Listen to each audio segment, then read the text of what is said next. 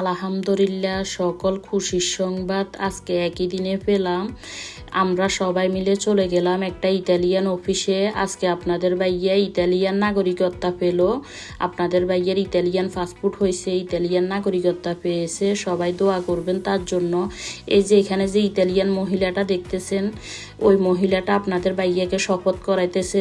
আসলে কিছু ইতালিয়ান নিয়ম কানুন আছে, ওইগুলো আর কি আপনাদের ভাইয়া এখানে দেখা যায় যে এগুলা পালন করছে এবং কি কিছু কিছু জায়গায় সিগনেচার করতে হয়েছে।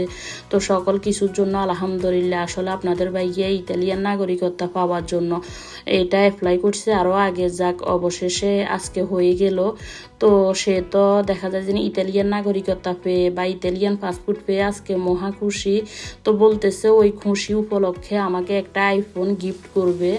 যদিও আমার আগের থেকে মোবাইলটা কিছুটা খারাপ ছিল, তো আমি বলছি যে না, আমার আইফোনের প্রতি এত ইন্টারেস্ট নাই। তারপরও আপনাদের ভাইয়া বলতেছে না, আমি তোমাকে একটা আইফোন গিফট করব।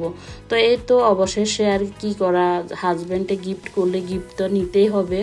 তো এই যে আমি আইফোনের শোরুম থেকে আমরা সবাই মিলে দেখা যায় যে একটা ফোন চয়েস করলাম, আবার এটা দেখা যায় যেন অর্ডার দিয়ে আসলাম। এরপরে বাসায় ডেলিভারি ম্যান দিয়ে গেছে। তো এই যে এটা আমি এখন মেয়েকে দিয়ে ওপেন করাইতেছি। আর এটার মডেল হচ্ছে আইফোন 15 প্রো ম্যাক্স। তো এই তো আসলে এখন মোবাইলটা হাতে পেয়ে আমি তো মহা খুশি।